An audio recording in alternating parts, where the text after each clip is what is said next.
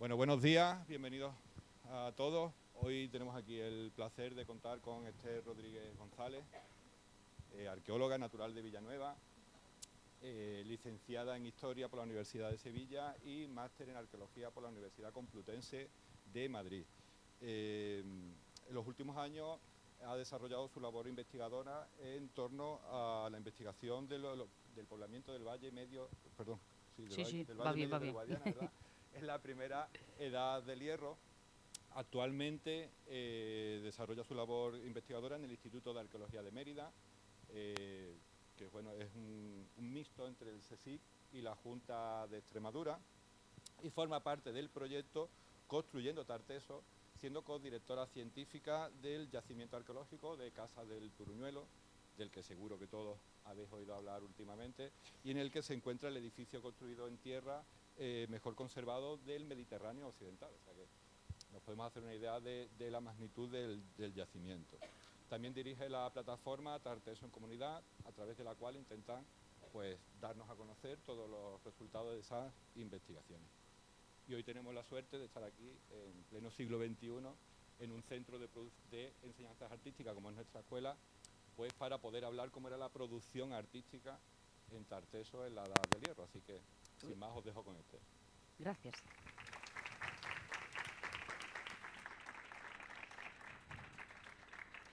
Bien, pues no sé si esto se tiene que oír más o no. Bien. Bueno, muy buenos días a todos. Muchísimas gracias. Para mí es un placer estar hoy aquí. Además, bueno, el tiempo nos acompaña. La excavación la hemos tenido que cerrar, lógicamente, porque como ahora verán, Casas del Turuñuelo efectivamente es un edificio construido en tierra y, bueno, pues nuestro mayor enemigo siempre es el agua y el viento. Titulé la conferencia La producción en Tarteso por intentar enfocarme un poco a la línea de trabajo que vosotros desarrolláis en la escuela.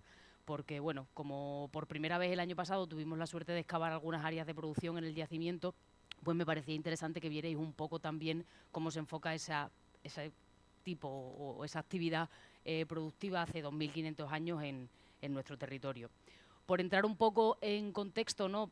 Antes de nada debemos hablar un poco sobre qué es Tarteso. Es verdad que la literatura en Tarteso ha crecido exponencialmente en los últimos años. De hecho, si veis la diapositiva, del año 1924 a 2014 fueron muy limitadas el número de publicaciones que se hicieron en torno a Tarteso, pero es cierto que en los últimos años, sobre todo de 2016 a 2024, la producción científica ha crecido exponencialmente. En buena medida esto viene derivado un poco de la propia actividad de investigación que nosotros desarrollamos en Casas del Turuñuelo y bueno, pues de todos los congresos y actividades que hemos ido desarrollando en el último tiempo. Es cierto que esa literatura que podemos tildar de más científica se ha visto también un poco invadida por esta otra literatura más de divulgación, a veces un poco más fantasiosa, ¿no? Porque tenemos aquí trabajos como de Tartesos a Marte, es decir, Tartesos da para todos los gustos. De hecho, hoy en día además, y muchos de vosotros lo sabréis, con las redes sociales, pues hay cierta libertad, ¿no? de información o libertad de divulgación hasta el punto de que, bueno, pues Tarteso es una de esas etapas de nuestra historia que sufre en cierta medida bueno, pues ese abuso muchas veces, ¿no? Del concepto de mito, del concepto de leyenda y todo ese peso historiográfico que ha recaído sobre él. De hecho, en buena medida, este hecho viene vinculado por el propio concepto de Tarteso. Aquí tienen un mapa de cómo los griegos en la antigüedad comprendían el mundo, como en su identitario, ¿no? Como en su imaginación funcionaba el mundo, y fueron los griegos los que situaron Tarteso en el extremo del occidente, en el extremo de lo que para ellos era el mundo conocido. Para el mundo griego, una vez que uno cruzaba el estrecho de Gibraltar, el mundo se acababa. Y es ahí donde los griegos situaron todos los mitos, todas las leyendas, entre ellos uno de los trabajos que Hércules desarrolló, de los 12 trabajos, uno de ellos, aquí tenéis a Hércules, fue robarle los bueyes a Gerión, que era un monstruo de 3 cabezas que se ubicaba en lo que actualmente es el área de Cádiz. Bueno, aquí vino también a robar las manzanas del jardín de las Hespérides. Es decir, para hacer más atrayentes esos territorios, los griegos tenían como costumbre, bueno, pues colocar toda esta cantidad de mitos y de leyendas.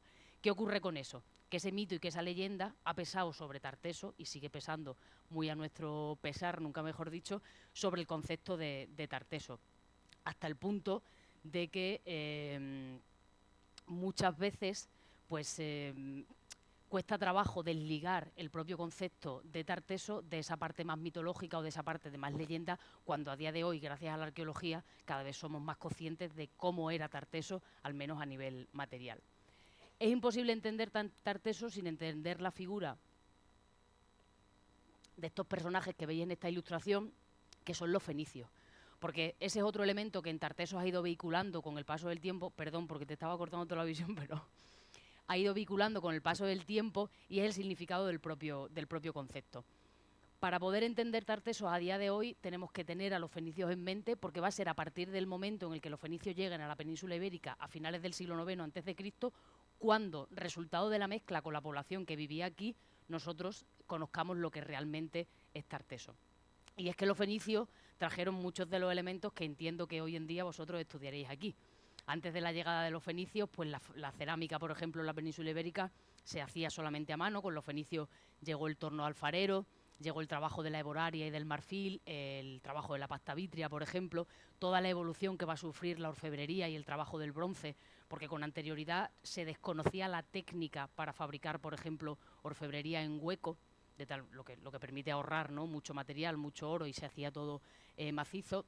Y luego otra serie de elementos súper comunes de nuestra vida cotidiana, como son el burro y la gallina, que también se la debemos al mundo fenicio, muchas legumbres, los guisantes, las lentejas, el propio arado, porque con los fenicios viene el hierro, la tecnología para construir casas de planta cuadrangular. Antes de los fenicios lo que conocemos son todo plantas circulares, ¿no?, y con ellos se da pie a lo que nosotros hoy en día conocemos como el urbanismo, o una pieza fundamental que es el alfabeto. Casi todas nuestras lenguas van a derivar o tienen como base ese alfabeto fenicio que, bueno, va a ir variando en función de las regiones, luego veremos algún ejemplo. Entonces, tenemos a los fenicios que se localizan en el área del actual Líbano, que por una razón, cuestiones políticas y económicas en las que no vamos a entrar, comienzan a recorrer todo el Mediterráneo y a fundar diferentes colonias, empezando por Chipre, ¿no?, Quitión, la propia Cartago es una fundación fenicia, y llegan a la península ibérica. Concretamente, la primera colonia que fundan, nos cuenta Estrabón, es Cádiz. Y a partir de ahí, bueno, a lo largo de Málaga, incluso de la costa de Alicante, van creando diferentes asentamientos. Bien, pues de esa mezcla, de esa población que comienza a asentarse en todo este contorno, incluso Lisboa a día de hoy ya se sabe, gracias a la epigrafía, que también se intuía, ¿no?, pero ahora ya la presencia de varios epígrafes fenicios ha permitido determinar que se trata de una colonia. La mezcla de esa población oriental con la población local va a dar como resultado lo que nosotros conocemos como Tarteso. Pero quiero daros un matiz. Tarteso es un concepto que a nosotros nos han legado las fuentes griegas. Autores como Estrabón, como Heródoto, hablan de Tarteso. Pero la realidad es que nosotros no sabemos cómo se llamaban a sí mismos las poblaciones que vivían aquí.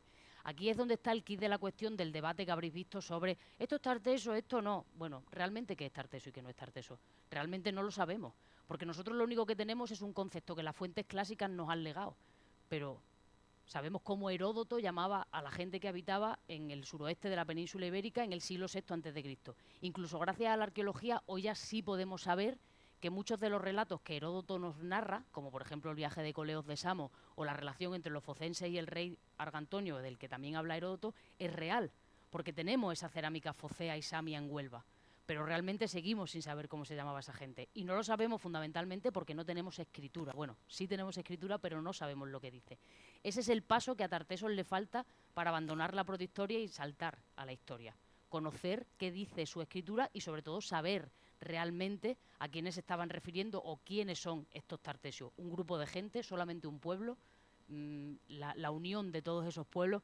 Entonces es importante que este matiz os quede claro para cuando veáis, ¿no?, sobre todo que ahora hay mucho debate en torno a qué definimos como Tarteso o no. Tarteso es un concepto que nosotros los historiadores hemos tomado de las fuentes clásicas para entendernos y para definir una cultura que se desarrolla en el suroeste de la península ibérica entre el siglo VIII y el siglo V a.C. Ir más allá de esa definición son conjeturas. En realidad es algo, bueno, que la investigación poco a poco irá desarrollando. El núcleo de Tarteso se sitúa en lo que actualmente son las provincias de Huelva, Sevilla y Cádiz, lógicamente porque es el punto donde los fenicios recalan y se establecen los primeros contactos, pero lógicamente como cualquier cultura, las culturas se mueven porque la gente fundamentalmente se mueve. Y eso va a provocar que al final en todo el contorno, fundamentalmente en el Valle del Guadiana, que es su área más próxima, tanto en el bajo como en el medio como en el alto, empecemos a encontrar elementos que conectan nuestro territorio con lo que tradicionalmente se ha llamado Tarteso. Y yo me pregunto, si a esta gente le llamamos tartésicos y encontramos lo mismo en el Valle Medio del Guadiana, ¿por qué le tenemos que dejar de llamar Tarteso? Si se entierran igual, adoran a los mismos dioses, producen la cerámica de la misma manera. O sea, a mí el registro arqueológico lo que me está diciendo es que la gente que vive en el Guadalquivir y la gente que vive en el Guadiana están conectados culturalmente. Aquí tenéis un ejemplo de esa producción. El material que veis arriba procede todo del Valle Medio del Guadalquivir y el material que veis abajo procede del Valle Medio del Guadiana. ¿Veis alguna diferencia entre ellos? Se entierran en urnas tipo Cruz del Negro, la orfebrería de bocados de caballos es prácticamente similar, la producción del marfil prácticamente idéntica, los jarros de bronce, primos hermanos, la orfebrería, bueno, Aliseda, ¿no? Nuestro tesoro tartésico por antonomasia. De hecho, es curioso, porque aunque ahora a día de hoy vivimos en torno a todo este debate, realmente la base de Tarteso se forjó con todo lo que había aparecido en Extremadura. El tesoro de Aliseda y la primera colección o la mayor colección de jarros de bronce que se conocía en los años 50-60 que publicaron Blanco y Ferjero y García Bellido también procedía de Extremadura. Lo que pasa es que, bueno, la historia funciona así, la historiografía funciona así y va vehiculando y va construyéndose. Aterrizamos de esa manera en el Valle Medio del Guadiana, el plano que veis aquí estaría Badajoz y ya aquí entraríamos en Ciudad Real. Esto es lo que nosotros a día de hoy conocemos del poblamiento de la primera edad del hierro del Valle Medio del Guadiana. Tenéis aquí casas del Truñuelo, pero bueno, básicamente, por ir un poco más rápido, tenemos un único asentamiento en altura, que es el Tamborrío, varios asentamientos en llano, tipo pequeñas granjitas y poblados, que se conservan muy mal, porque nuestro territorio ha sufrido el conocido Plan Badajoz, que ha arrasado con buena parte de ese patrimonio, bueno, pues por la reparcelación de las tierras, y luego una serie de necrópolis que, a excepción de la de Aljucén, las que conocemos hasta ahora se localizan todas en el entorno de la actual localidad de Medellín. El Tamborrío, como os decía, hasta la fecha es el único yacimiento que se conserva en altura. Durante muchos años ha habido un debate en torno a si en el castillo de Medellín había una ocupación de la primera edad del hierro. Lo cierto es que, bueno, todas las investigaciones que se han llevado a cabo lo que han terminado por demostrar es que la ocupación no estaba en el castillo, sino bajo la actual Medellín, y que por lo tanto el único yacimiento que se conserva en altura es este del Tamborrío, que está justo en la confluencia entre el Guadiana y el Zújar, una ubicación estratégica muy interesante, en la que se documenta, bueno, pues las labores arqueológicas que se han desarrollado aquí se limitaron solamente a la afección de una obra de los depósitos de arriba, pero consiguió recuperarse parte de una acrópolis, toda un área de almacén que recorría toda la ladera norte, porque hubo que meter una tubería, que al final ha tenido que quedarse por arriba para no afectar a los restos arqueológicos, y lo más interesante desde mi punto de vista, que es la presencia de una muralla, que sería la única muralla que se conserva hasta la fecha de esta cronología. Hay una muralla del siglo VII de adobe y una del VI ya de piedra, que sería muy, muy interesante poder estudiar. Aquí en una fotografía LIDAR veis perfectamente el contorno que dibuja esa muralla. Ojalá algún día, bueno, seamos capaces de excavar un poquito de ella. ¡Ey, quieto, eh! No vea, el proyecto cómo está hoy.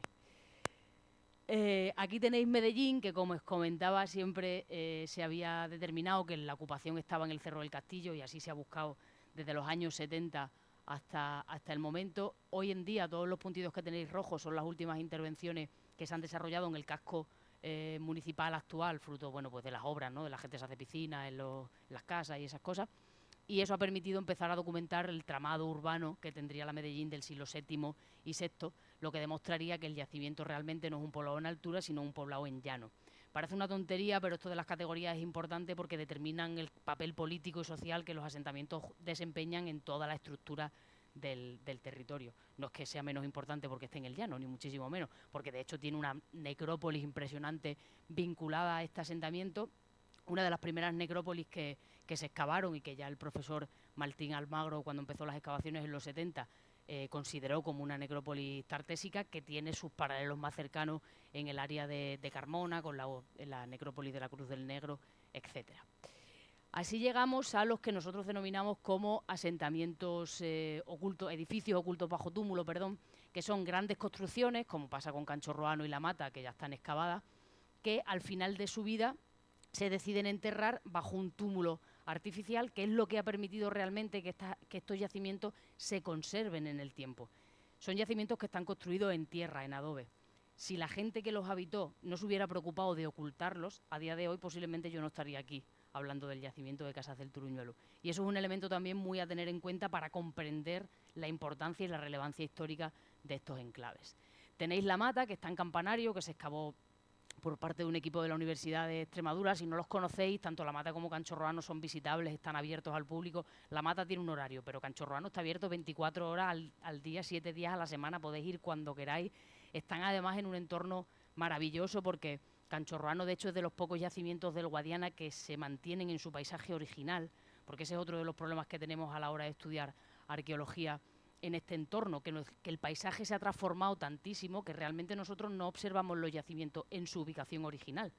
Nada, o sea, el paisaje que rodea Casas del Truñuelo no se parece absolutamente en nada al paisaje de la antigüedad. Sin embargo, Canchorroano sí mantiene ese vínculo, ¿no? Ese vínculo del santuario, en este caso, con el paisaje de encinas, ¿no? Esa vaguada en la que está inserto y nada. Si no lo conocéis, yo os animo a que os deis un paseo por allí.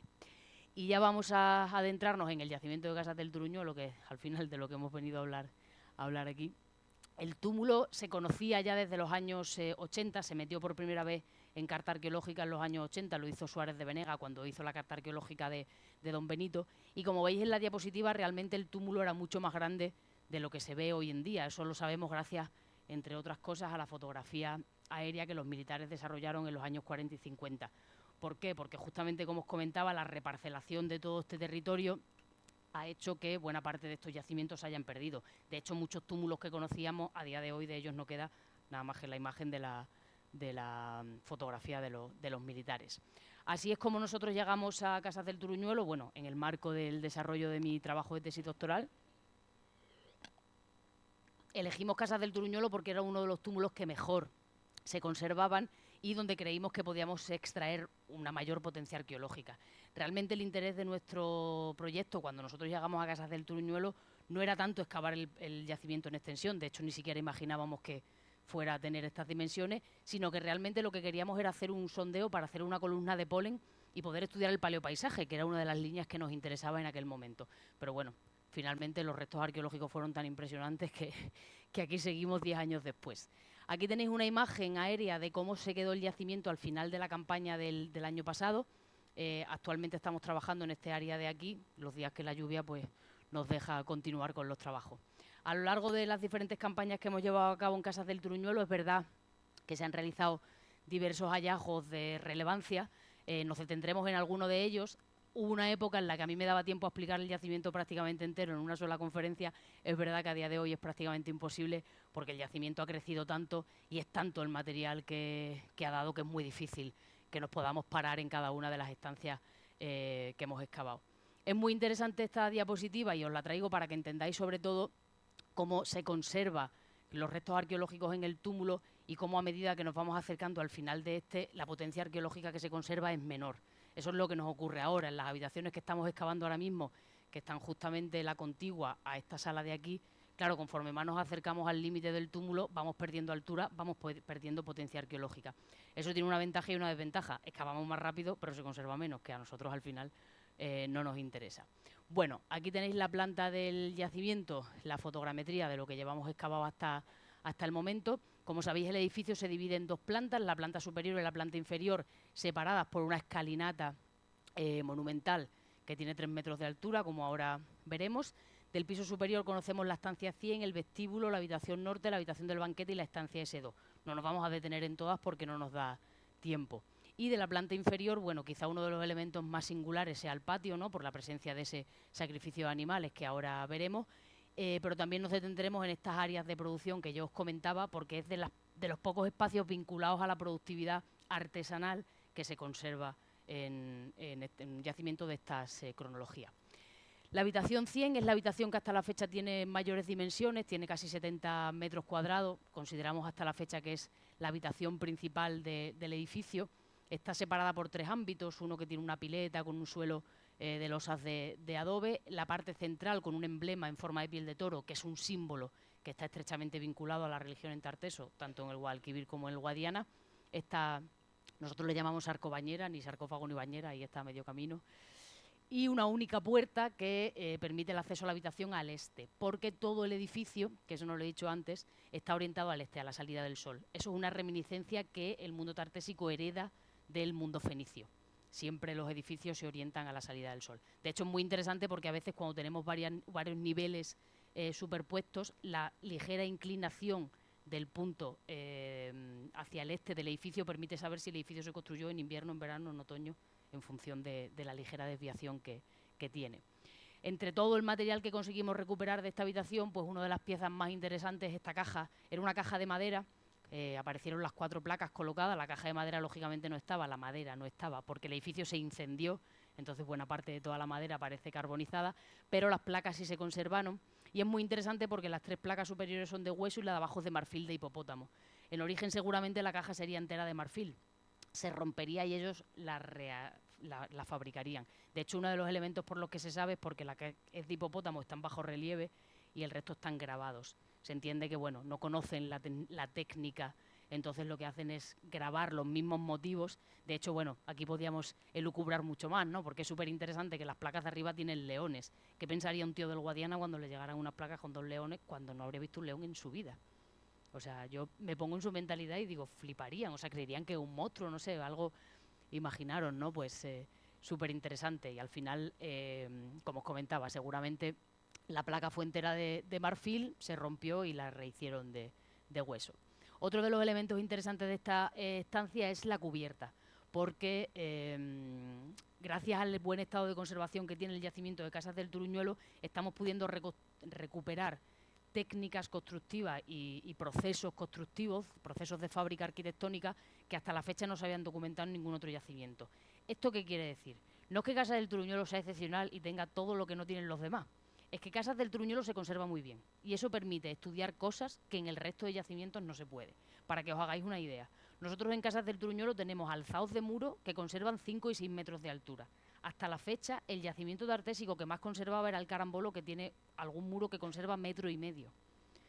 Claro, la diferencia de conservación permite recuperar técnicas y darse cuenta de elementos que sí, que con anterioridad alguna vez se habían supuesto, pero si la huella arqueológica que a ti te queda no te permite reconstruir ese proceso tecnológico, tú no te lo puedes inventar. Entonces, no es que en Casas del Turuñuelo sea único y excepcional porque sea el único que tiene una bóveda, no, es el único que ha conservado indicios para interpretar que tiene una bóveda. Seguramente muchos otros yacimientos, porque la bóveda es una solución arquitectónica que se está utilizando en todo el Mediterráneo desde el siglo XII-XIII a.C. Si vais a Egipto a día de hoy, hay bóvedas todavía en pie, de época de Ramsés, construidas igual que la de Casas del Turuñuelo. Seguramente otros yacimientos la tuvieron, pero no han tenido la suerte de conservar el alzado suficiente como para que alguien se dé cuenta de que lo que tiene enfrente es una bóveda. De hecho, gracias a estas reconstrucciones del yacimiento de Casas del Turuñuelo, muchos yacimientos del suroeste peninsular están replanteando sus hipótesis reconstructivas, porque se están dando cuenta que en realidad había más variedad de soluciones arquitectónicas de las que con las que realmente habían trabajado hasta ahora. Aquí tenéis una imagen idealizada de cómo sería, cómo imaginamos esa habitación. Todo lo que aparece es real, quiero decir, las esteras de esparto las hemos recuperado sobre los suelos, o sea que en las reconstrucciones que veáis por internet nada está abierto a la imaginación, todo responde a un criterio, en este caso científico. Pasamos de ahí a la habitación sur, que nosotros en origen denominamos como la estancia del banquete, por la presencia, tenemos un altar y una mesa, que además tenía restos de comida y sobre todo de conchas de río, que fue el último, una medio mariscada que se pegaron en Casas del Turuñuelo. Y sobre todo la denominamos de esa manera por el elenco de material que apareció en este espacio. Es cierto que cuando estudiamos la habitación y la publicamos nos dimos cuenta que realmente no era un espacio para la celebración de un banquete, sino una cocina. Lo que pasa es que era tan abrumador el volumen de material que aparecía vinculado, pues aquí tenéis los cuencos pintados, las tapaderas, la fuente, las copas de imitación para beber vino, que son copas que imitan formas griegas, formas áticas, pero que están fabricadas en el propio yacimiento. Otro elemento que es muy interesante, porque si imitan la cerámica seguramente es porque están imitando la manera de consumir el vino. Si no, tú puedes beber vino en cualquier recipiente, puedes beber del jarro si quieres, no hay problema. Y sin embargo, toda la cerámica que había en la parte inferior, ¿no?, sobre el suelo, pues todo era cerámica a mano, ollas, cazuelas que estaban vinculadas al cocinado del alimento. Junto a ello, pues una gran cantidad de elementos de bronce, una parrilla, un caldero de bronce, hasta la fecha el más grande también de la península ibérica, jarros para el vino, o por ejemplo este mango, que tiene esta forma de piel de toro que os comentaba que es tan característica de Tarteso, que representa a su dios Baal, que es el dios, digamos, masculino del panteón, y las 2 palomas que representan a la divinidad Astarte, que sería, pues su pareja, en este caso, en el panteón fenicio. Nosotros adoptamos la religión fenicia para entender la religión en Tartesos, pero lógicamente sobre la religión en Tartesos todavía nos queda mucho por entender. De ahí vamos a dar un pequeño salto al patio, que quizá fue el espacio que, bueno, pues mayor relevancia o dimensión le dio al yacimiento de Casas del Toruñuelo, fundamentalmente pues por la aparición de este masivo sacrificio de animales, que hemos publicado una parte ya recientemente hace algunos meses, pero del que todavía queda mucho trabajo por hacer y por documentar. El desnivel, digamos, de casi 3 metros que hay entre el piso inferior y el piso superior se salva gracias a la presencia de esta escalera monumental, que tiene de particular que sus 6 peldaños inferiores están fabricados a partir del uso de un mortero de cal fabricado de manera antrópica. Es la evidencia más antigua de la fabricación de un mortero de cal que se conozca hasta la fecha en la península ibérica. El mortero de cal ya se usaba en Grecia y en otros lugares del Mediterráneo, y ya el hombre, digamos, que dominaba esta tecnología. Sin embargo, en la península ibérica es la primera evidencia que tenemos. La parte superior, los 5 últimos peldaños, están fabricados en pizarra. La diferencia entre los materiales, al principio pensamos que pudiera ser una cosa estética, no sé, el arquitecto que le gustó, bueno. Hoy en día, el año pasado, no el anterior, iniciamos el estudio paramental, el estudio de la evolución arquitectónica del edificio para entender cómo se ha construido Casas del Toruñuelo, y a día de hoy sabemos que la diferencia se debe a 2 fases constructivas distintas. Porque vosotros lo que veis ahora mismo en Casas del Toruñuelo es un edificio único, sin embargo es un edificio resultado de al menos 5 fases constructivas distintas que se inician a finales del siglo VII y terminan a finales del siglo V. Entonces están más de 2 siglos en construcción. Si conocéis Cancho Roano, en Cancho Roano lo que hay son 3 edificios superpuestos. Hacen Cancho Roano C, se les queda chiquitito, lo desmontan, hacen una plataforma y encima ponen B, ocurre lo mismo y encima ponen A. En Casas del Toruñuelo no ocurre eso. En Casas del Toruñuelo, de un primer edificio principal que solo tuvo una planta baja, cuando se les empieza a quedar pequeño o cuando tienen necesidades de espacio, lo que empiezan a hacer es compartimentar, abrir espacios diferentes, pero a partir del mismo núcleo de edificio. Bien, pues hubo un momento en el que el patio no tuvo escalera, solamente tuvo una planta baja. Primero se recreció un primer piso y se creó la primera escalera con mortero de cal, y posteriormente tuvieron la necesidad de recrecer el edificio y añadieron estas 5 peldaños de pizarra. A los pies de la escalera lo que conseguimos documentar fue un masivo sacrificio de animales compuesto por 41 caballos, 9 vacas, 4 cerdos y un perro, que fueron sacrificados en momentos diferentes. Es decir, en el patio hay al menos 3 fases de sacrificio de los animales. Os las explico de manera resumida. Tenemos una primera fase de sacrificio, que son todos los huesos que se concentran en lo que nosotros llamábamos como la esquina de la muerte, nunca mejor dicho. Se llamaba esquina de la muerte porque tú excavabas una costilla, la levantabas y salían 500 costillas más. Aquello no había manera de que se terminase, porque realmente uno no es consciente de la cantidad de huesos que tiene un caballo o una vaca hasta que no excava 40 y tantos. Para poder excavar este contexto hubo que montar un equipo de arqueozoólogos, porque lógicamente un arqueólogo tiene formación en arqueología, pero no podemos saber de todo, entiendo que como vosotros.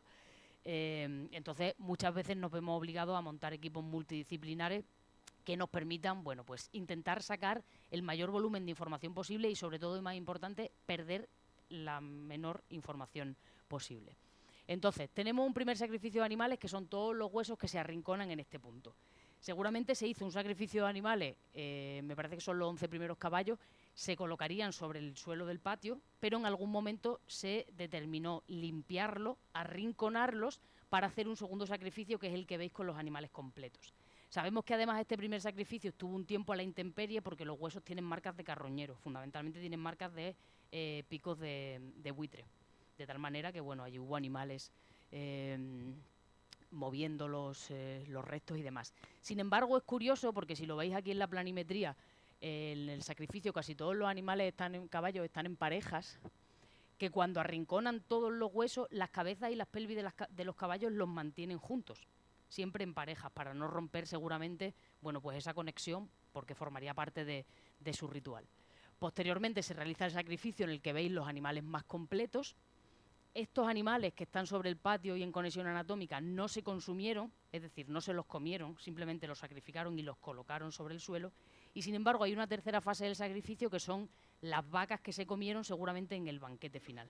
Porque en Casas del Toruñuelo, para la clausura del edificio, digamos que se sigue una pauta que empieza con la celebración de este gran banquete, sacrificamos a los animales, incendiamos el edificio y empezamos a sellar, hasta que completamente lo dejamos cubierto. Y luego en la última fase, que es la libación final, la veremos luego, que es para lo que se guarda la cerámica ática, que digamos que es la cerámica de lujo dentro de su repertorio. Por último, la cuarta fase del sacrificio, por así decirlo, son 4 hogueras que cuando nosotros, imaginaros que el patio está casi lleno de tierra como hasta la mitad más o menos, solo se vean algunos peldaños, y en ese estrato localizamos 4 hogueras en las que se han comido media ternera, media vaca, medio caballo, porque se han parado a comer. Porque rellenar un edificio de esta magnitud requiere mucha gente y mucho tiempo. Entonces, dentro de la secuencia estratigráfica nos quedan pequeñas pistas de que, lógicamente, pues para rellenar un espacio que tiene 125 metros cuadrados, en algún momento te tienes que parar a merendar. Porque si no, esto puedes acabar... Bueno, el muerto que tenemos en nuestra hipótesis es que murió en todo este proceso. O sea, que te puede pasar como a Desi, que te dé un jamacuco porque ya no puedas más. Entonces, bueno, pues esa cuarta fase serían esas hogueras en las que se han detenido ellos a comer. Aquí tenéis una imagen ideal de cómo sería, cómo se vería el patio cuando estuvieran todos esos animales sacrificados. Es cierto que para mi gusto está demasiado limpio. Yo le pondría muchísima más sangre, muchísimas más vísceras, moscas, no sé, porque está como muy idealizado, pero es verdad que esta imagen se hizo para una exposición y tampoco era plan que la gente saliera de allí como enloquecida, ¿no? Pero imaginaros la cantidad de sangre que deja un caballo, las propias heces del caballo cuando va a ser sacrificado, es decir, bueno, todo el proceso que conlleva sería muchísimo más agresivo que lo que esta imagen puede reflejar.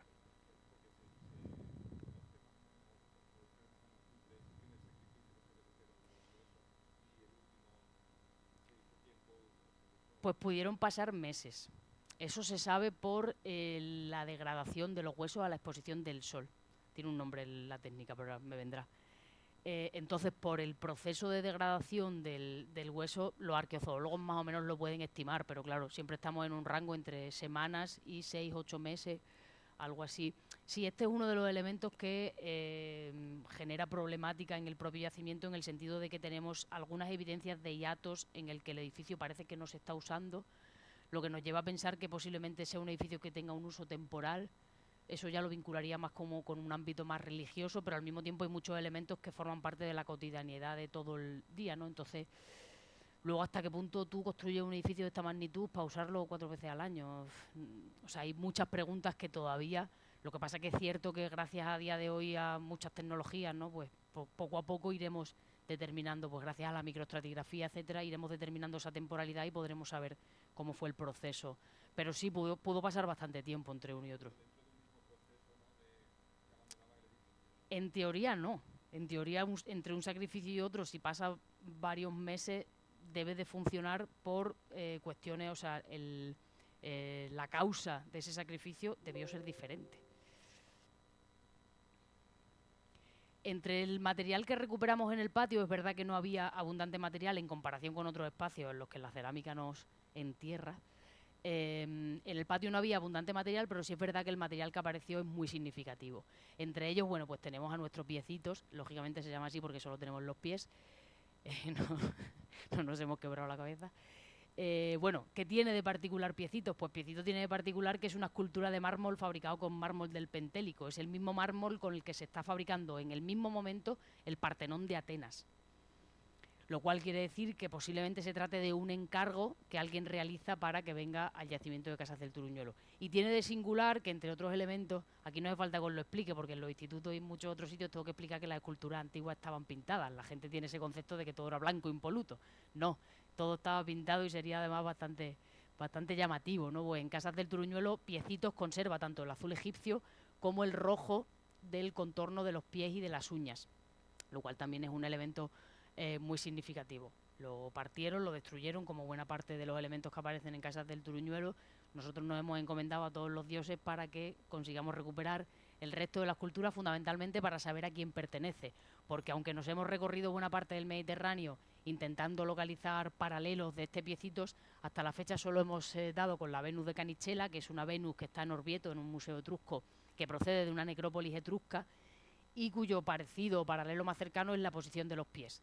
Pues ya sabéis que en la escultura griega, la escultura masculina normalmente tiene un pie adelantado y un pie atrasado, la escultura femenina normalmente van calzadas o tienen un peplo que les cubre prácticamente por debajo del tobillo. A nuestro piecito los tobillos se le ven. Entonces, bueno, seguimos teniendo esta discusión de si sería un hombre, si sería una mujer.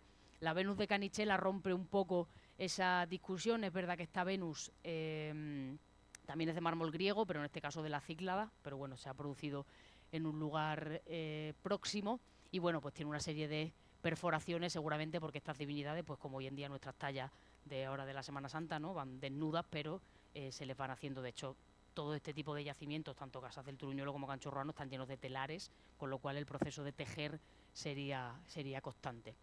Junto a los restos de este piecito, pues tenemos un conjunto de 3 cuencos de vidrio, que en este caso el análisis de los isótopos nos ha permitido determinar que son vidrios de origen, bueno, del Mediterráneo oriental, posiblemente por sus paralelos más cercanos en Macedonia.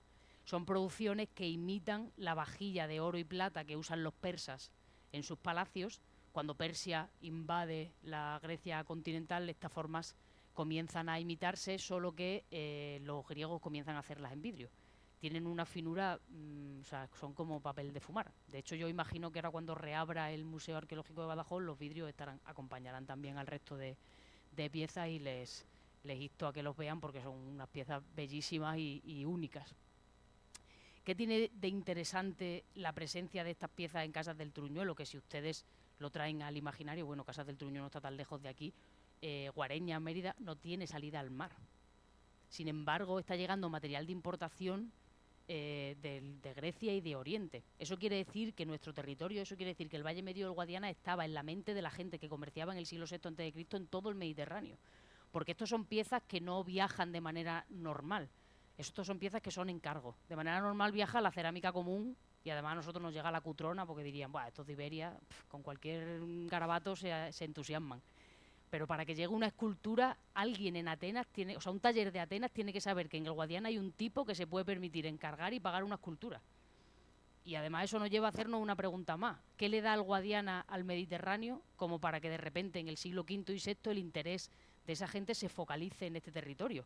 Porque lo lógico sería que esto apareciera en Huelva, en Cádiz. Sin embargo, las únicas que existen hasta la fecha en la península ibérica están aquí. De hecho, Piecito es la escultura griega más antigua del occidente. La siguiente ya que conocemos es el Asclepios de Ampuria y hay que esperar varios siglos para que esa pieza llegue actualmente, bueno, a Cataluña, ¿no? Entonces ahí está el interés de la importancia, ¿no?, de que estas piezas aparezcan aquí. Pasamos ya a la habitación de las gradas, que es el espacio que excavamos entre el año 2023, 2022 y 2023, que bueno, le denominamos habitación de las gradas básicamente porque está completamente rodeada de gradas. Parece que es el paso previo para entrar a un edificio y esperar, porque ya me voy a adelantar un poco a los acontecimientos, pero lo que ven aquí es la puerta principal de acceso al edificio, al menos una de las puertas que tiene en el lado este. Cuando tú accedes a la habitación de las gradas, que sería como un espacio donde tú te detienes y ya te dicen si puedes acceder al resto del edificio o no, si veis, realmente cuando vosotros entráis en el edificio con lo que os topáis es con un muro. Seguramente sería un espacio donde uno se detiene y ya te dicen si puedes pasar o no, hasta el punto de que han roto la visual con uno de los espacios principales que sería el patio. Esto es un juego que en el mundo oriental se utiliza mucho, estas entradas en codo, justamente para mantener la privacidad de los espacios y un poco, bueno, supongo que la intriga, ¿no? Entonces tenemos las gradas, tenemos también un sistema de escaleras que permitiría comunicar en la habitación de las gradas con el piso superior, seguramente con los pasillos perimetrales, o sea, con estos pasillos que rodean el patio, porque una escalera está aquí y la otra está aquí. Lo que pasa son unas obras magníficas, de hecho son las escaleras de adobe que mejor se conservan del Mediterráneo occidental, pero como tienen que competir con una escalera de 3 metros en el patio, la verdad que a estas pobres no les hace caso nadie, pero tenemos una por aquí y otra por aquí. Aquí veis ya todo este sistema de gradas. Del material que recuperamos en esta habitación sobresalen tanto la colección de marfiles etruscos, que tenemos 4 placas. Esta creo que también se va a exponer en el museo en Badajoz, que tiene un Dionisos, y tenemos una cuadriga, y luego creo que hay otra que tiene una escena de caza que está todavía en restauración. Sus paralelos más cercanos están en tumbas etruscas. De hecho, si veis, ¿no?, cómo están representadas las barbas, las manos. Posiblemente se trate de producciones etruscas que están llegando aquí, pues igual que está llegando el material griego que hemos visto con anterioridad. Y es en este espacio donde recuperamos, bueno, pues los restos de estos 5 rostros de piedra de calcarenita, que bueno, aquí tenéis el primer fragmento que apareció, ¿no? Aquí tendría la nariz, la boca, este es el ojo, aquí le faltaría la oreja. Casi todos están rotos De la misma manera, ahora sabemos que seguramente la rotura se deba a que son macizos en la parte inferior, pero están huecos en la parte superior. Eso, bueno, forma parte del sistema o de la estructura para el montaje seguramente de la estructura. Hoy estamos casi 100% seguros de que estaban encastrados en un panel. Lo que no sabemos todavía si solo estaban las cabezas, porque solo tenemos cabezas, o si realmente estaban acompañados de los cuerpos. La aparición de los cuerpos, aparte de ser una cosa única, sería muy interesante porque nos permitiría saber, uno, cómo vestían, que es algo que todavía no sabemos, y dos, si son hombres o mujeres, que es otro de los grandes debates que tenemos abiertos ahora mismo, porque bueno, aunque todo el mundo las conoce como las señoras del Turuñuelo, realmente no sabemos si son hombres o son mujeres. Luego tenemos, bueno, pues este guerrero, ¿no?, con este casco que tiene su paralelo más cercano en Porcuna, además una pieza que está fabricada también en calcarenita. Esto es una línea que habrá ahora que investigar. Nuestro guerrero en este caso conserva la trenza, que es un elemento que determina el paso de la juventud. O sea, cuando el guerrero en el mundo ibérico se corta la trenza es cuando pasa de ser un joven a ser un guerrero completamente. Luego tenemos esta otra pieza de la que solo conservamos esta esquina de la cabeza. Aquí tendría el límite parece que sería como un casco, pero es muy interesante la tiara o la diadema que le adorna la cabeza, porque sus paralelos más cercanos están en el Tesoro de Aliseda. De hecho, en dos piezas que se interpretaban como dos collares y que ahora podrían reinterpretarse como dos diademas por la presencia de las piezas en el Turuñuelo. Y luego, bueno, pues las dos piezas que mejor conservadas están, la moreneta, que la llamamos nosotros, y la cactúa, que fue el nombre que les pusieron los chicos. Son dos piezas, bueno, a ver, estoy en una escuela de arte, ¿qué os voy a decir? Son bellísimas. Están hechas, no sé, si es que las miras y parece que van a echar a hablar. Es impresionante. Pero bueno, tienen elementos muy llamativos como el propio tocado, que todavía seguimos investigando. O bueno, quizá uno de los elementos más destacados sean sus propias arracadas, ¿no?, sus pendientes, que nosotros conocíamos, porque en Canchorroano ya aparecieron estas piezas que tienen las mismas dimensiones que las de Casas del Turuñuelo, pero que nunca habíamos visto a nadie llevándolas. De hecho, es muy interesante la presencia de la cadenilla, que permitía repartir el peso y que, si lo pensáis, todavía sigue vigente, por ejemplo, en el traje de Montermoseña. O sea, en Extremadura es un elemento que ya no haría falta, porque ya se hace la orfebrería en hueco, pero que a día de hoy se ha mantenido dentro de esa manera de representar o de fabricarlo. Los tocados quizás son los que más problemática dan, pero también tienen que tener en cuenta que es la primera representación que tenemos de un personaje, de un habitante del Valle Medio del Guadiana en el siglo V a.C.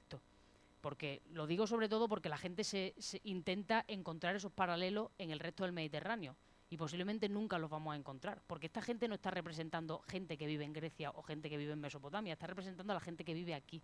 Y el problema es que nosotros no sabemos cómo se peinaba la gente que vive aquí, ni si llevaba coronas, ni si llevaba... O sea, esta es la primera representación que tenemos. En la antigüedad no existen los talleres de escultores fijos, sino que los escultores viajan por el Mediterráneo, tallan, digamos que van funcionando un poco por encargo. Eso se sabe muy bien por el mundo romano y sobre todo por el mundo griego e ibérico. Posiblemente a Casas del Turuñuelo llegó un taller de escultores y la persona que se podía permitir hacer esto les dijo, bueno, se representa a mi mujer y a mi hija, pues con el peinado que ellas llevaban, con los pendientes que ellas llevaban, bueno, a mi cuñado y a mi hijo, da igual.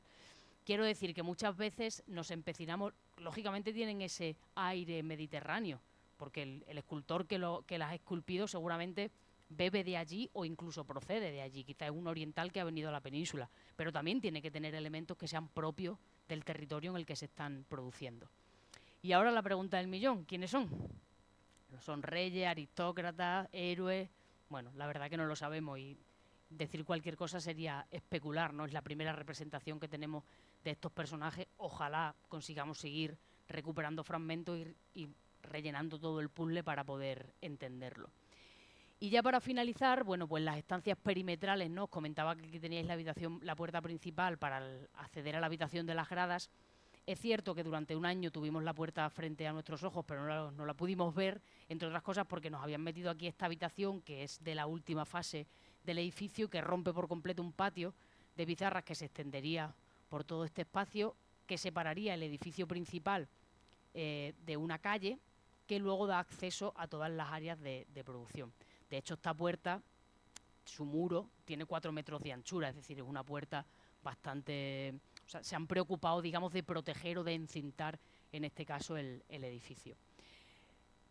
hasta la fecha hemos excavado, bueno, ya hemos conseguido casi excavar 2 más, pero tenemos 4 espacios de producción, la P2, bueno, P3, P4 y P5, que es esta habitación completa, de la que hemos conseguido recuperar un ajuar riquísimo. En la habitación del alfarero había más de 200 piezas cerámicas y aquí hay 75 platos, que seguramente fue lo último que modeló antes de abandonar el sitio, y además los dejó así en 4 torres, apiladitos, nada más que para que llegáramos nosotros y los repegáramos.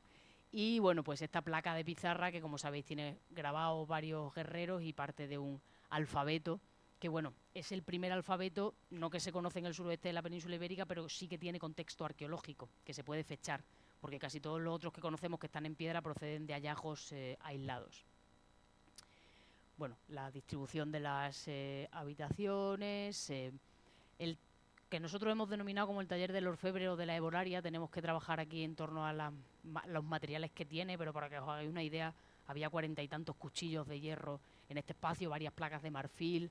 Bueno, esta mesa que no sé si os suena de algo, habéis visto algo similar en el taller de algún personaje de la antigüedad, nos vendría estupendo. Pero bueno, lo interesante de este contexto es que, excavando el ánfora que había en uno de sus rincones, fue donde conseguimos recuperar la placa, que, como os comentaba, tiene una escena de guerreros luchando. En la parte trasera tiene un personaje orante, pero que está representado a la manera etrusca. O sea, tiene las manos como un etrusco, es decir, la propia placa tiene una mezcolanza cultural. El personaje que está ensayando, porque tiene 15 o 16 ensayos de caras, el personaje que está utilizando esta pizarra para ensayar, pues seguramente elementos que luego va a tallar en un marfil o en un hueso, está copiando objetos que está viendo en el yacimiento que proceden del Mediterráneo. Entonces, a eso se ve muy bien en esa mezcolanza de elementos o de manera de representar a los personajes. Y luego, bueno, pues la presencia de este alfabeto que entronca, que es un elemento más que entronca este territorio con Tartessos, ¿no? El mismo alfabeto meridional que se está utilizando en todo el suroeste de la península ibérica.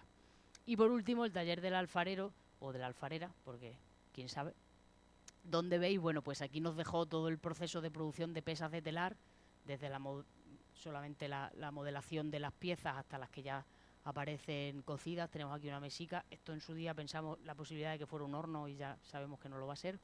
Pero bueno, nosotros vivimos con esa ilusión de encontrar un horno, que sería una cosa impresionante, porque sí tenemos fallos de cocción, o sea, tenemos, digamos, toda la basura que genera un horno cerámico vertido dentro del yacimiento, pero lo que no tenemos es el horno. Y luego, bueno, pues todo el material, como os comentaba, que dejaron tirado, y entre ellos, bueno, pues su torno de alfarero. Además, bueno, creemos que tenemos 2 tornos de bronce, que es un elemento, o sea, una pieza de lujo prácticamente. Se conocen muy pocos ejemplos porque normalmente se hacen en piedra. En este caso son de bronce, y bueno, pues una serie de elementos como su cantimplorilla, seguramente que tendría el hombre para beber mientras trabajaba. Y por último, ya para terminar, el final, ¿no?, de estos monumentos, que, como os comentaba, pues se inicia con la celebración de ese gran banquete, lo continúa ese masivo sacrificio de animales, y a partir de ahí el edificio se empieza a rellenar. Y en ese proceso de rellenar el edificio es donde aparece la cerámica ática. Esa cerámica que veis aquí es cerámica ática, que procede de Grecia, que digamos que es la vajilla de lujo para el consumo del vino. Una de las cosas que nos empezó a llamar la atención cuando trabajábamos en Casas del Truñuelo es que toda esta cerámica ática, que se entiende que es la vajilla, pues que es la vajilla mejor, ¿no?, la que tiene la abuela en la alacena y solo saca en Nochebuena y en Navidad. Pues esa vajilla se concentra siempre en la capa que cubre, digamos, en el sellado final del túmulo. Y en realidad es un problema, porque esa cerámica comparte estratigrafía con latas de sardina, botellines de cerveza, y en arqueología lo que fecha es lo más moderno. De tal manera que la pieza en sí pierde su valor cronológico. Lo interesante en la cerámica ática es que se conocen los talleres en los que se fabricó. Y a partir de saber, esto por ejemplo en este caso casi todos son copas de Marlay, a partir de saber el taller en el que se pintó, se puede saber con mucha precisión la fecha en la que se pintó. En este caso, estas piezas entre el 475 y el 425 a.C., lo que te da una cronología que ni el carbono 14 ni ninguna otra tecnología. Pero claro, aquí como está con latas de sardina, pues en realidad lo que fecha es la lata de 1920.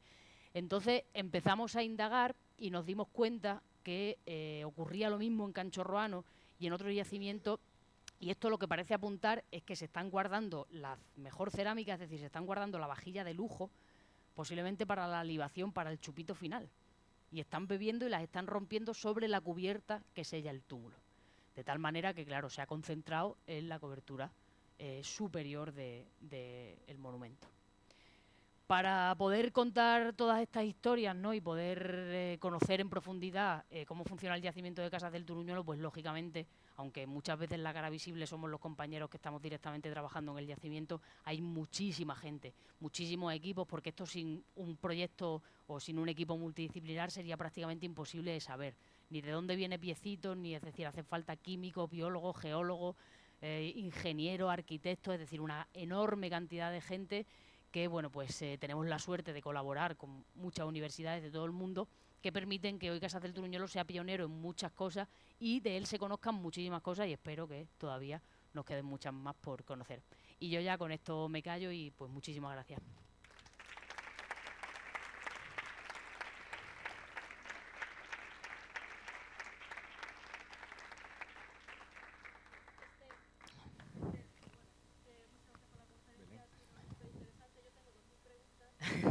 Yo también tengo 2000 preguntas. Voy a empezar por la primera. Has dicho que bueno, no sé, yo creo que a mí se me oye sin micrófono. Se la oye bastante bien, sí. Yo creo que has dicho al principio que la potencia estratigráfica aproximadamente del yacimiento son unos 200 años. Aproximadamente, ¿no? Del sí, tiene 2 siglos más o menos de vida. Y luego has explicado también que tiene modificaciones estructurales importantes, ampliaciones y tal. Sí. La pregunta sería, ¿esas ampliaciones, porque son 200 años, es mucho tiempo, responden o habéis detectado si responden a alguna funcionalidad diferente, alguna modificación en el uso del edificio, la relación con el entorno, no, la evolución sociopolítica? O sea, parece que el edificio se utilizó siempre tuvo la misma finalidad, que todavía no sabemos cuál es. Ya. Pero sí sabemos, por ejemplo, que hay una intencionalidad en la privatización de los espacios. Por ejemplo, a la última fase constructiva corresponden el añadido de jambas o pilares que reducen o que estrechan la luz de los vanos de las puertas. Seguramente eso es porque están intentando ganar en privacidad, y eso seguramente al final también esté vinculado con un proceso de inestabilidad política que te obliga un poco a cerrarte en sí mismo. También los espacios comienzan a cerrarse, porque como os comentaba, esto sería la puerta principal, que tendría 2 estructuras, como 2 torres en ambos lados que tienen las mismas dimensiones, y eso se ha perdido porque aquí le han metido una habitación, además fatal construida, y aquí le han metido un área de producción con un horno de pan y, ¿sabes? Quiero decir también que eso también es muy típico, se ve también, por ejemplo, en el Carambolo en Sevilla, cuando uno se empieza a encerrar en sí mismo, empieza a acercar a sí mismo las áreas de producción, para tenerlo todo como mucho más a mano. O el propio patio. Nos llama la atención, pero a ver si lo vemos en la diapositiva que tiene el patio. Nos llama la atención que el elemento arquitectónico más impresionante del yacimiento no está en el centro del patio. Sí. O sea, carece de toda lógica estructural y arquitectónica. Es que en realidad el muro que cierra el patio en origen no fue este, sino este. Lo que pasa es que en algún momento decidieron, de hecho este muro se les ha venido completamente abajo, en algún momento decidieron estrecharlo, pero si eliminamos este muro y utilizamos este otro, lo que nos queda a los lados son 2 torres y la escalera en el centro, porque la escalera sería un elemento no solamente funcional para subir y bajar, sino que es que actúa de púlpito de una manera impresionante, porque tú te subes arriba y colocas al pueblo abajo y adoctrinas allá a quien tú quieras. Entonces, es verdad que el edificio evoluciona. Lo que sí hemos conseguido hasta ahora relacionar, por ejemplo, es los adobes que se están utilizando para cada fase constructiva, porque se ve muy bien cómo los adobes que corresponden a la primera fase constructiva los han hecho con la propia tierra del yacimiento, lo cual es súper habitual en arquitectura de tierra. Tú te vas a hacer una casa, cavas la zanja y con la tierra que sacas de la zanja te hacen los primeros adobes. Y cómo luego, digamos, se van especializando y van conociendo un poco mejor el territorio, y entonces comienzan a definir áreas de captación de recursos en función de sus necesidades. Y eso es muy interesante de cara a ver cómo estas poblaciones controlan los recursos que tienen en su entorno. Entonces, sí. Entonces, cuando se produce el abandono, el incendio del abandono, ¿coincidiría con la máxima expansión del edificio? O sea, ¿no habéis detectado una retracción o algo así? No, es cuando el edificio es más grande, lógicamente. Lo único que sí hemos detectado es que comienzan a cerrarse, y luego hay algunos elementos que todavía tenemos que estudiar un poco más en profundidad, pero aquí, por ejemplo, hay 2 puertas que aparecen selladas. Lo que pasa es que, claro, si el pasillo está sellado, vaciar todo ese pasillo de adobe va a ser... Pero bueno, son aspectos que vamos dejando ahí un poco, porque seguramente hubo un pasillo que dejaron de usar, entonces lo cegaron, hicieron un pasillo más pequeño al lado. O sea que poco a poco iremos. Tenemos un compañero ahora haciendo la tesis justamente sobre la arquitectura de tierra enfocada al yacimiento de Casas del Turuñuelo, pero el pobre está sobrepasado. Entonces, o sea, es que para que os hagáis una idea, normalmente cuando se hacen estudios, por ejemplo, de métrica de adobe, que es un elemento que también estamos empezando a estudiar, hasta la fecha, el yacimiento que más grosores, ya no te digo anchos y largos, sino grosores de adobe había dado, tenía 120 medidas. Nosotros llevamos más de 1000. Claro, porque tenemos la suerte de que se conservan también los adobes, que eso nos está permitiendo hacer muchos trabajos de estadística. Entonces, bueno, poco a poco iremos... ¿Y la financiación cómo la tenéis? Bueno, la financiación va bien, no nos podemos quejar. Nosotros trabajamos con un Plan Nacional de Investigación, que además acabamos de renovar. Hemos empezado en 2023 la tercera fase del proyecto. Además, este año el Ministerio nos ha concedido una FPI, un chico que va a hacer la tesis, se incorporó la semana pasada, para hacer la tesis justamente sobre las áreas de captación de recursos para complementar esta otra tesis de arquitectura. Luego contamos con el apoyo de la Junta de Extremadura, que es la que mantiene el contrato de nuestros técnicos, la Diputación de Badajoz, que nos ha apoyado también desde el minuto 1, bueno, poco a poco. Y bueno, ahora tenemos la suerte de que han aprobado la cubierta, que para mí es sin duda el mayor de los logros, por lo menos el mayor de los descansos, porque si un año no hubiera financiación, bueno, pues no pudiéramos excavar por lo que fuera, por lo menos el yacimiento está protegido. Sí, porque, o sea, yo momentos estos en los que de repente empieza a llover, no os imagináis los años de vida que yo pierdo. Sí.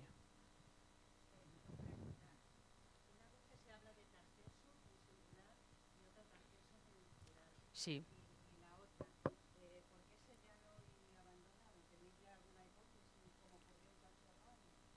Lo correcto es decir tarteso. La manera castellanizada, de hecho eso se intentó estandarizar en el Congreso de Huelva de 2011 de tartesos, porque hay gente que utiliza tartesos, que es el término griego, a veces con 2 S, a veces solo con una S. Ahí ya se intentó determinar que se utilizara tarteso, que es la manera castellana del concepto, y para intentar un poco homogeneizar la manera que tenemos todo, porque luego si no los buscadores de tal te vuelven locos, tarteso con una S, con 2, con tal. Entonces lo lógico, tarteso. Y luego el por qué se fueron también es un tema que está abierto todavía al debate. Nosotros, bueno, la hipótesis original y que siempre ha prevalecido es que la presión de los pueblos celtas del norte obligó a la gente que vive en el Guadiana Medio a marcharse. Eso hasta cierto punto tiene lógica, pero tiene 2 problemas. Uno, que nosotros no tenemos indicios de violencia, entiéndanme, hay un sacrificio de animales que es violento, pero de violencia, de confrontación entre personajes, que eso si tú vas a un yacimiento, por ejemplo, de época ibérica que han conquistado los romanos, cuando tú excavas un yacimiento ibérico, las calles están llenas de íberos muertos, llenos de espadazos por todas partes. Nosotros no tenemos esa imagen de violencia en los yacimientos del Guadiana, ni tenemos armas. ¿Con qué luchaba esta gente? Y luego, por otra parte, cómo tú en un contexto de invasión te paras a rellenar estos edificios. O sea, ocultar yacimientos como Casas del Turuñuelo y Canchurrano les debió de llevar semanas de trabajo. Eso en un contexto de guerra es prácticamente imposible de llevar a cabo, a menos que luche y luego vuelvas y rellene, que esa es otra de las ideas que nos planteamos. Entonces nosotros, a raíz de la excavación del patio y la aparición de un nivel de limos que parecía resultado de alguna crecida del Guadiana, que había llevado una parte de esta crecida, había llegado al patio, hicimos una serie de modelos predictivos que ya publicamos en el año 2021 sobre la posible afección del río sobre este tipo de yacimientos. Y es verdad que estos modelos predictivos nos permitieron determinar que al menos en 9 yacimientos, teniendo en cuenta todo lo que ha evolucionado el paisaje, el territorio del entorno se inundó. No hay que pensar en una catástrofe climática, ¿vale? Ni tsunami, ni tornado, ni nada por el estilo. Simplemente con que el Guadiana crezca un poco y te anegue las tierras del entorno y tú no las puedas cultivar en varios meses, el pueblo y el ganado se te muere de hambre. A ti no te queda más remedio que marcharse, porque aquí no hay un supermercado donde ir a comprar, o sea, los yacimientos se autoabastecían. Entonces, esa es otra de las hipótesis que nosotros nos planteamos. Problema de esa hipótesis. Todo iba bien con esa hipótesis hasta que aparecieron las caras. Porque una cultura propia destruiría sus imágenes, sean quien sean esas imágenes. Eso es muy difícil de justificar ideológicamente hablando. Entonces, bueno, digamos que ahí, sé que no te he respondido a la pregunta, pero ahí tenemos como varios frentes abiertos. Sí, seguimos dándole vueltas porque hay como muchas, o sea, Casas del Turuñuelo lo bonito que tiene es que como un yacimiento vivo que va creciendo cada año y cada año nos enseña algo diferente, en realidad muchas veces todo lo que habíamos publicado hasta el año anterior ya es como, vale, ahora pienso de manera completamente distinta. Entonces también es un yacimiento muy bonito porque te va enseñando el propio proceso histórico poco a poco, ¿no? Y parece que a veces publicas una cosa y un mes después llegas al yacimiento y excavas y te das cuenta que eso no puede ser así. Es que parece que el yacimiento te está respondiendo. Te está diciendo, mira, sabes, lo que acabas de publicar no vale para nada, porque ahora esto funciona así. Entonces, bueno, poco a poco, ojalá cuando terminemos seamos capaces de saberlo. Pero habrá muchísimas cosas que no sabremos, ¿eh? O sea, si no aparece literatura o no somos capaces de leer lo que dice la poca que tenemos, nunca vamos a saber, por ejemplo, por qué sacrificaron a los caballos. ¿Por qué lo hicieron? Es que eso o se deja por escrito o, bueno, alguien inventará una máquina del tiempo algún día y podremos conocerlo, pero si no va a haber muchas cosas que no podremos responder. Esa es el kit de la cuestión.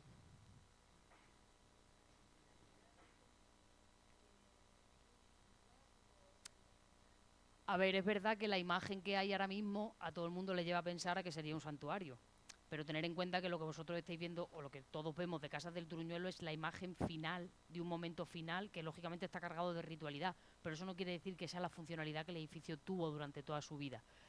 La aparición de las áreas de producción, aunque nosotros es verdad que nos inclinábamos al principio más por el ámbito un poco más religioso, pero es cierto que la aparición de las áreas de producción vinculan más este tipo de construcciones a un sistema palacial, o sea, a un palacio o a edificio principal, que a un santuario propiamente dicho. También es verdad que el concepto santuario en la antigüedad no tiene el mismo significado que en la actualidad, ¿eh? El santuario en la antigüedad es un lugar donde uno hace todo. Comercia, hace política, o sea, solo tenéis que leer la Biblia para daros cuenta de, ¿no? Porque la gente va al santuario a comerciar porque se entiende que debajo del Dios nadie te va a engañar. Aunque no ocurriera así, ¿no? Pero bueno, es la idea que se tenía. Entonces, esa es la razón por la que nosotros hasta la fecha siempre hablamos del edificio de Casas del Truñuelo y nunca nos vaya a oír decir ni santuario ni templo, porque en el momento en el que le pongamos un nombre, luego no va a haber Dios que se lo quite. Ya le pasó a Cancho Roano. Entonces, bueno, por ahora cautela, porque también en alguna ocasión hemos planteado la posibilidad de que fuera una tumba, que tampoco sería descabellado.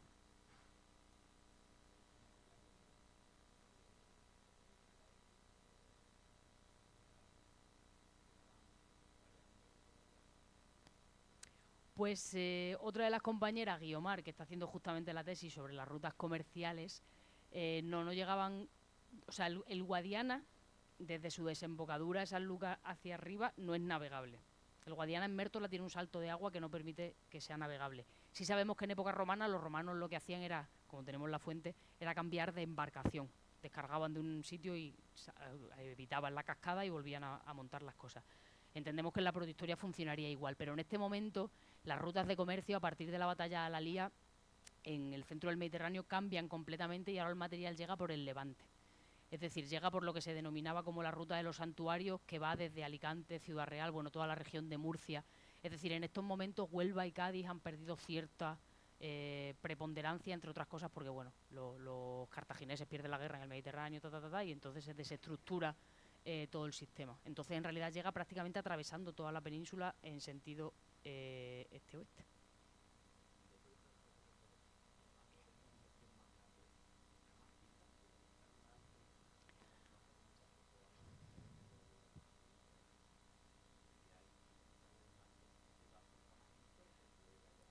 A día de hoy está macizo, porque se ha rellenado, pero seguramente hubo otra habitación que se utilizó, sí. Lo que posiblemente se utilizó en una fase anterior, es decir, que no sean coetáneas la habitación de arriba con la de abajo. Es justamente una de las cosas que estamos viendo ahora.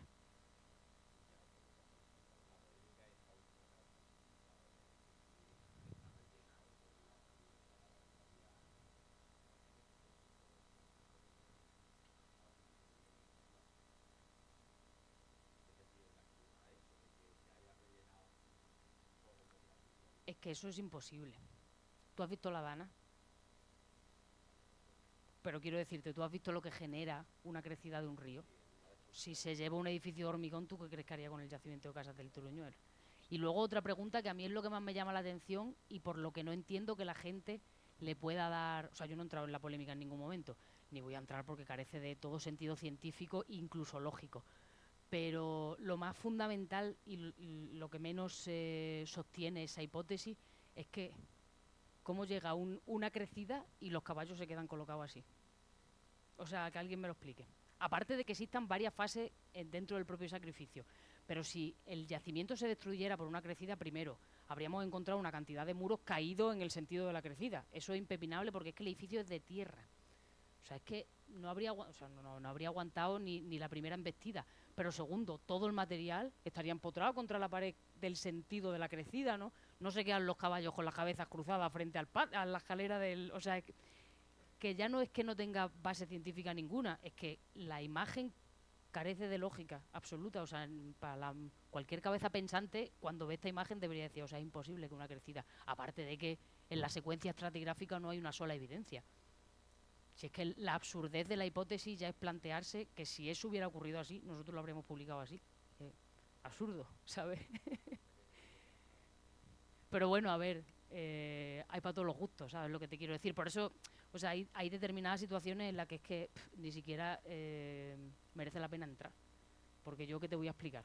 Que a mí la secuencia estratigráfica no me cuenta eso, si es que es la realidad. O sea, yo no voy a publicar una cosa que no vea. Es absurdo, entre otras razones, porque para que yo publique, por ejemplo, un sacrificio de animales, que además está publicado en Nature, que es que no está publicado en la revista de las ferias patronales de mi pueblo, es que te la evalúan 15 tíos del mundo entero. O sea, es que son artículos que pasan un filtro científico brutal. Entonces es un poco absurdo, al margen de que, bueno, pues gente que no ha visitado el yacimiento, que carece. O sea, que si hubiera leído que nosotros la hipótesis de la crecida, la primera vez que la publicamos fue en 2020. Que no es que nosotros no hayamos hablado pero claro, una crecida entendiéndose como una subida del nivel del agua, no como o sea, que el túmulo tiene 10 metros de alto. ¿Tú sabes cómo tendría que ser la ola? Porque en esa hipótesis lo que dice es que el muerto que apareció en la habitación norte, Desi, de hecho el tío dice en el vídeo, daros cuenta si fue grande, que se ahogó el que estaba arriba. O sea, ¿tú sabes cómo tiene que ser la ola para que se ahogue el que está arriba? Que tiene que tener más de 10 metros de alto. Que no, o sea, roza el surrealismo más absoluto. Claro.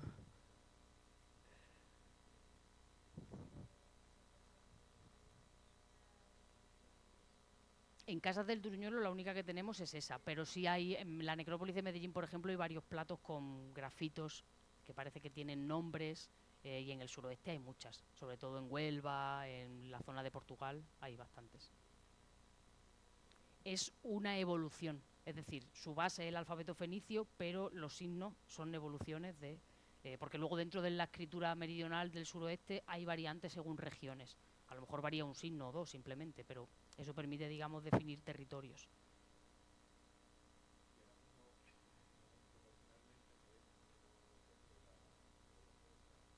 Pues un poco más de la mitad del edificio.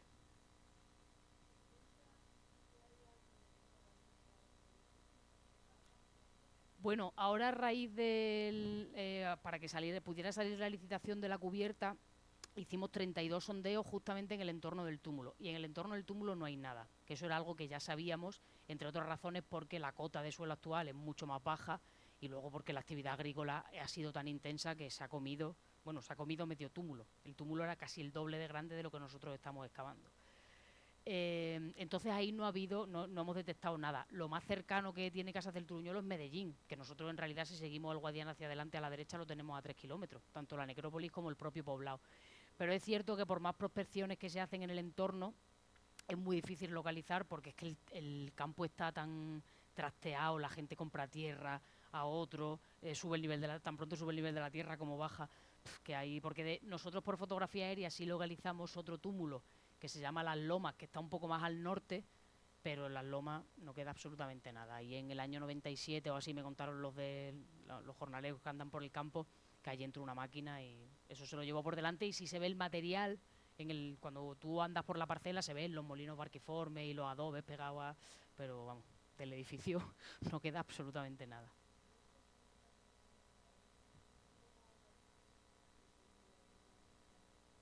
Pues seguramente, bueno, en realidad tiene dos razones. Por una parte, porque el túmulo se ha estado utilizando mucho tiempo como aparcamiento de los tractores y demás. O sea, lo han estado utilizando para dejar la maquinaria agrícola. Luego, el arrendatario actual de la finca me contaba que como el Guadiana crecía, a veces su abuelo subía las vacas ahí arriba, para que no se ahogaran. Entonces, esa puede ser otra de las razones. Y luego porque a partir de los años 80, cuando el yacimiento se incluye en carta arqueológica, la Junta de Extremadura prohíbe a la propiedad seguir sacando tierra del entorno. Porque los propietarios seguían comiéndole, o sea, el túmulo, si os acordáis de la primera imagen aérea que pusimos, donde se veía cómo habíamos encontrado el yacimiento, el túmulo en origen no era no era redondo completamente. Lo que ocurre es que la agricultura le ha terminado dando esa forma circular, de hecho a todos los túmulos, dejando al final esta pequeña islita que al final lo que encierra es el edificio principal, que arquitectónicamente es el más potente. O sea, en Casas del Turuñuelo, para que os hagáis una idea, en Cancho Roano la media de la anchura de los muros es de 55 centímetros. En Casas del Turuñuelo el muro más estrecho, muro, no tabiquillo, tiene 1,20 m. Entonces aquí o metes una maquinaria tipo pala o no te llevas el edificio por delante ni para atrás. Entonces, bueno, pues al final la Junta les mandó una carta, les dijo que ya no podían seguir sacando material del túmulo porque se sabía que había un yacimiento arqueológico y eso es lo que quedó. Pero vamos, cuando nosotros hicimos las primeras limpiezas de perfiles, aquí por ejemplo, en este perfil se veían perfectamente los suelos con los muros ligeramente caídos porque han seccionado, comiéndole tierra al túmulo, han creado una sección. Lo que pasa es que, claro, no deja de ser una hectárea de terreno que no puedes cultivar y en una hectárea salen muchos tomates. Y eso es mucha pasta.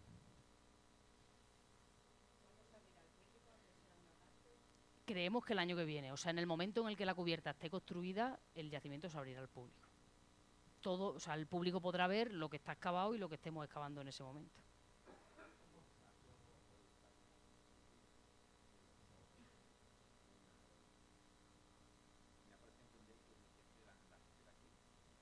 La piedra es local. Bueno, en realidad en todo el Mediterráneo, o sea, por lo que comentaba, posiblemente los propios artesanos que vienen o son orientales o han aprendido la técnica en Oriente. En el Occidente no existe, porque si existiera una tradición escultórica habría escultura a punta pala, igual que hay cerámica y hay otro tipo de artesanía. Seguramente gente que procede de Oriente y que las esculturas que ha visto antes de hacer estas esculturas son las propias esculturas griegas. De todas maneras, aquí ha llegado piecitos. Lo están viendo los ojos de los marfiles, o sea, ellos están viendo el arte oriental, el arte orientalizante lo están viendo aquí, pero la piedra es local, o sea, las piedras no son de fuera. La calcarenita es de aquí, seguramente del entorno del yacimiento. Todavía no hemos localizado la cantera porque la calcarenita es una piedra muy común y hay muchas canteras de calcarenita por toda la península ibérica, pero las piezas ni pueden ser griegas, ya quisiera yo, ¡buah! Ojalá fueran etruscas o griegas, pero son locales. Las piedras se han hecho aquí.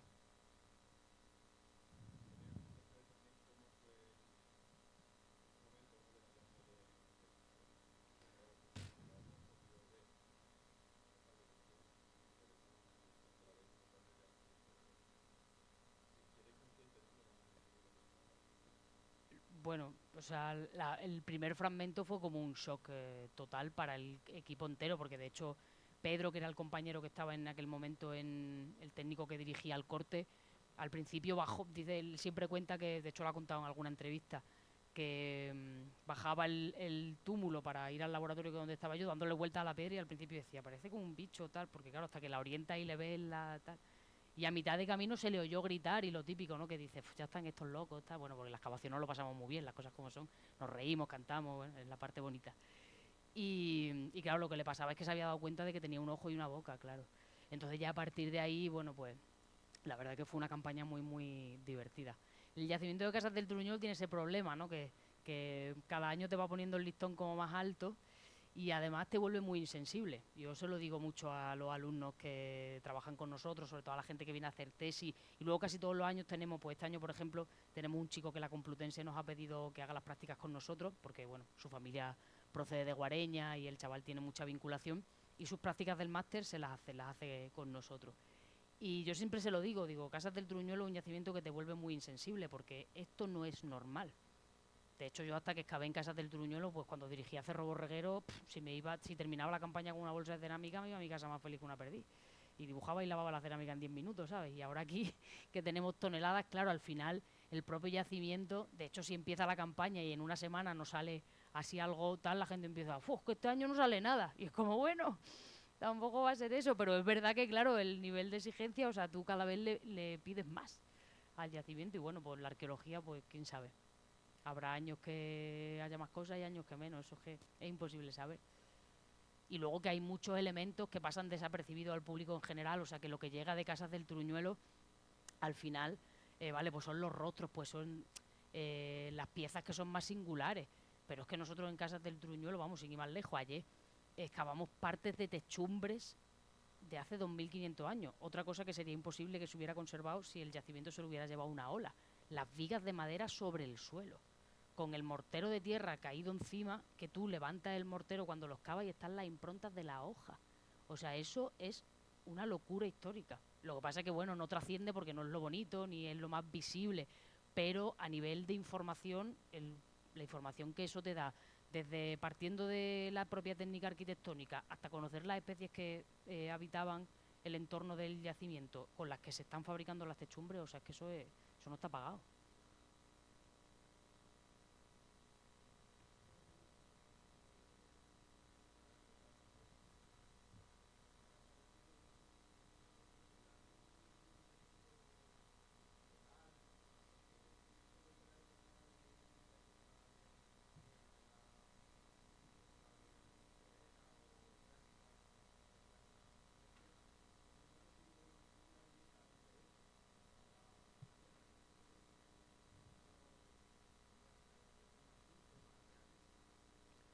Bueno,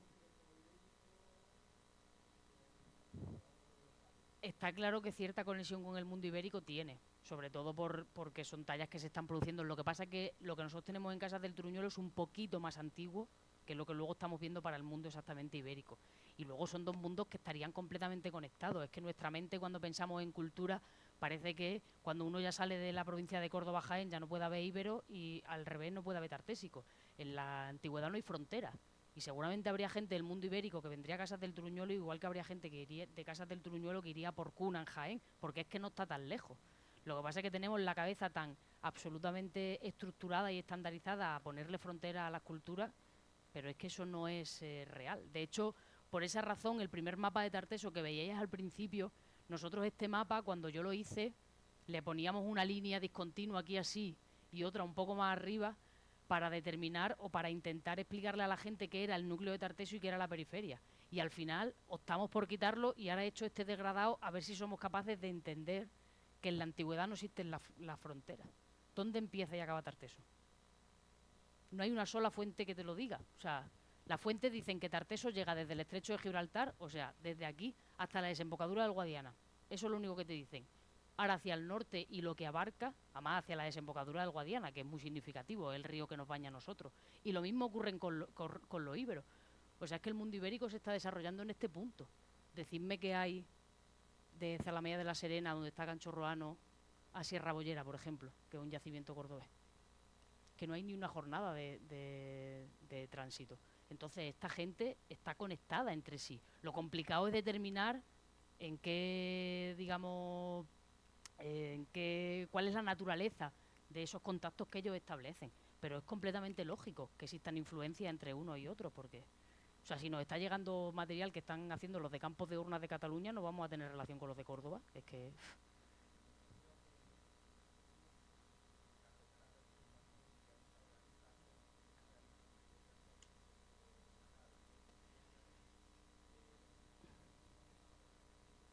Pues podría ser que sí, pero la verdad es que como son las primeras que encontramos no tenemos con qué compararlo. Es que es muy difícil establecer si realmente están representando algo que se asemeja mucho a la realidad o no.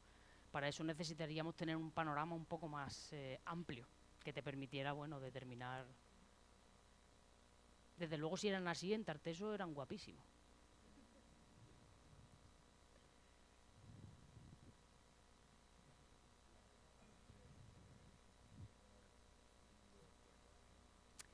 La verdad que el modelo de poblamiento es bastante característico de este territorio. Hay algún ejemplo en esta zona de aquí, Cerro Redondo, sobre todo, pero es un sistema de poblamiento bastante característico del Valle Medio del Guadiana, y eso está estrechamente vinculado porque el Valle Medio del Guadiana está haciendo de eslabón entre las áreas de producción de las minas del área de Cáceres y la zona del centro. De hecho, ya existen analíticas, por ejemplo, de materiales en Huelva, en los que se está utilizando, por ejemplo, estaño de Logrosán, del cerro, ¿cómo se llama la mina? Bueno, en Logrosán hay una mina de estaño que trabajó, que estudió también la Universidad de Extremadura, y esta mina, por ejemplo, hay objetos que se están analizando ahora, que se están empezando a analizar los isótopos en Huelva, que el estaño procede de allí. Entonces, seguramente el Valle Medio del Guadiana está funcionando como conexión digamos, como punto de conexión y de comercio entre ambas regiones. De ahí que, bueno, pues de repente florezca tanto el poblamiento en ese punto. Porque las minas de Huelva se agotan, o sea, en el siglo VI Huelva, las minas de Huelva, bueno, no es que se agoten, es que digamos que ya no tienen tecnología para seguir extrayendo metal, entonces tienen necesidad de expandir para intentar conseguir, porque una de las razones principales por las que los fenicios vinieron a la península ibérica fue en busca de plata y estaño, que no tenían en su tierra origen. Entonces, cuando la parte de Huelva cae, que es en el siglo VI y en lo que se denomina como la crisis del siglo VI, hay que buscar recursos en otros territorios, y una de las zonas donde vienen a buscarlo, aparte de incluso hasta la propia Galicia, es a la zona del Tajo. Seguramente el Valle Medio del Guadiana está haciendo intermediario entre ambos comercios.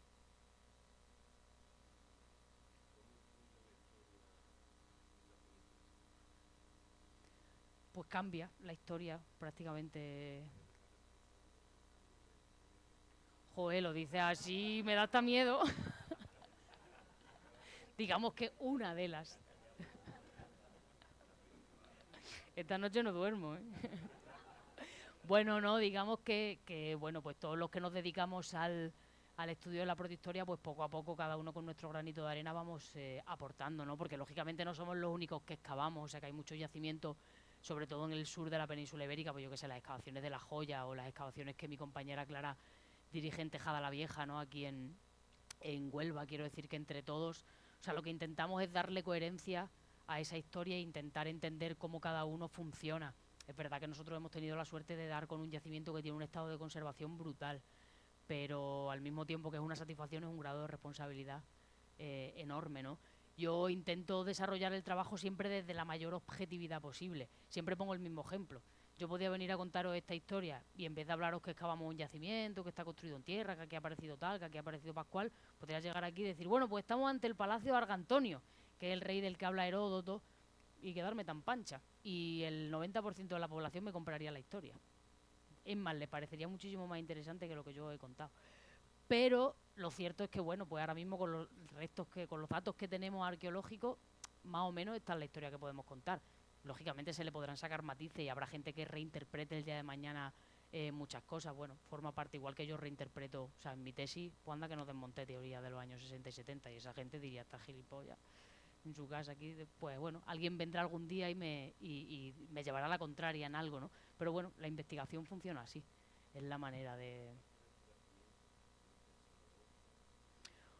Pues yo dirigí las excavaciones en Cerro Borreguero, que el pobrecito mío, pues un yacimiento muy interesante, pues tiene una cabaña del Bronce final sobre la que se ubica el primer edificio rectangular. De hecho, ya publicamos algún artículo, porque muestra muy bien cómo ha evolucionado la arquitectura del Bronce final al Hierro 1. De hecho, el primer edificio no tiene las esquinas rectas, sino redondeadas, porque todavía no saben trabar bien las esquinas. Y arquitectónicamente muy interesante.